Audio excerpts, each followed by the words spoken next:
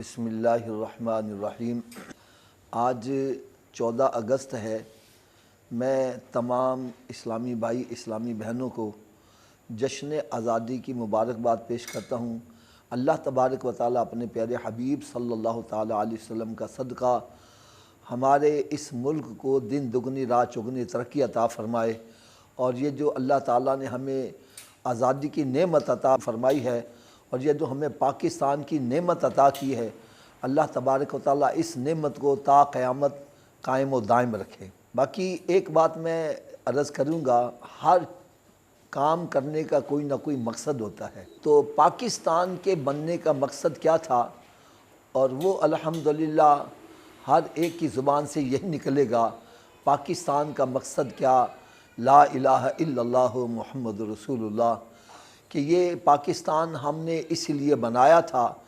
اسی پاکستان کے لیے بہت سارے افراد نے جام شہادت نوش کیا، بہت ساری اسلامی بہنوں نے اپنی عزتوں کے نذرانے پیش کیے اور اپنی جانوں کے نذرانے پیش کیے، اور صرف اس کا مقصد یہ تھا کہ ہماری آنے والی نسلوں کو ایک ایسی سرزمین مل جائے جہاں پر اسلامی حکمرانی ہو اور اسلام کی حکمرانی ہو، اسلام کا قانون ہو، اور ہم مسلمان ہیں، ہم اس ملک میں رہ کر اسلام کے اوپر آسانی سے عمل کر سکیں۔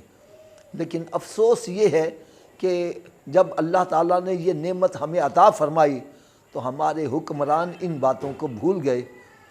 میں دعا کرتا ہوں اللہ تبارک و تعالیٰ اس پاکستان کو اسلامی قانون کا گہوارہ بنائے۔ باقی ایک بات میں عرض کروں گا، ہم مسلمان ہیں اور مسلمان کا ہر عمل اللہ تبارک و تعالی رضا اور خوشنودی کے لیے ہونا چاہیے۔ قرآن مجید فرقان حمید میں رب تعالیٰ نے ارشاد فرمایا، لَقَدْ كَانَ لَكُمْ فِي رَسُولِ اللَّهِ أُسْوَةٌ حَسَنَةٌ، کہ پیارے حبیب صلی اللہ علیہ وسلم کی حیات طیبہ تمہارے لیے بہترین نمونہ ہے۔ میرے آقا صلی اللہ علیہ وسلم کی حیات طیبہ میں خوشیاں بھی آئی ہیں، غم بھی آئے ہیں۔ میرے آقا صلی اللہ علیہ وسلم نے وہ خوشی کیسے منائی، وہ غم کیسے منایا، وہ تمام احادیث مبارکہ میں آپ کو واضح طور پر نظر آ جائے گا۔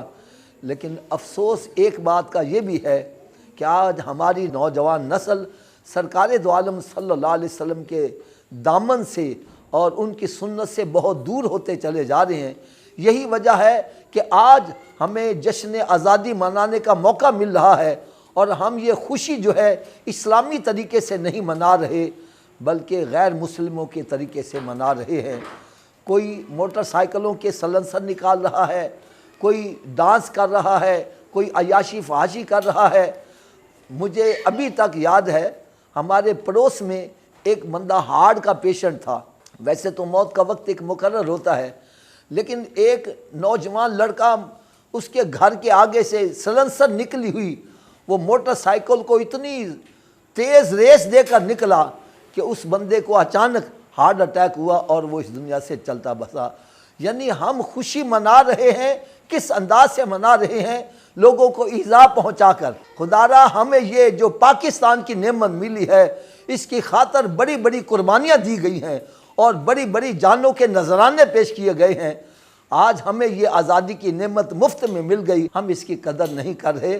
خدا را میں سب سے عرض کروں گا کہ ہم یہ خوشی منائیں تو اسلامی طریقے سے منائیں۔ پیارے آقا صلی اللہ علیہ وسلم کو جب بھی کوئی خوشی ملتی یا کوئی پریشانی والی بات آتی تو میرے آقا صلی اللہ علیہ وسلم اللہ تعالیٰ کی ذات سے اپنا تعلق مضبوط کرنے کے لیے مسجد میں تشریف لے جاتے اور نوافل ادا کرتے، اللہ تعالیٰ کی بارگاہ میں سجدہ ریز ہو جاتے۔ تو ہمیں بھی چاہیے کہ اس دن ہم سجدہ ریز ہوں، اللہ تعالیٰ کی بارگاہ میں سجدہ شکر ادا کریں، شکرانے کے نوافل ادا کریں، اور اس کے علاوہ قرآن خوانی، اللہ تعالیٰ کا پاک کلام اس کی تلاوت کریں، ذکر اذکار کریں، اور پھر جو ہمارے اس ملک کے لیے جنہوں نے اپنی جانوں کے نذرانے پیش کیے ان شہداء کرام کی بارگاہ میں اصحال ثواب کریں۔ اللہ تبارک و تعالیٰ سے میں دعا کرتا ہوں، اللہ تبارک و تعالیٰ ہمارے ملک کو قائم دائم رکھے، اور اللہ تبارک و تعالیٰ اس ملک کو یہ سودی نظام سے نجات عطا فرمائے اور اس ملک کے تخت کے اوپر اسلامی قانون کا نفاذ ہو جائے۔ اللہ تبارک و تعالیٰ ہمیں اپنی زندگی میں یہ سب کچھ دیکھنا نصیب فرمائے۔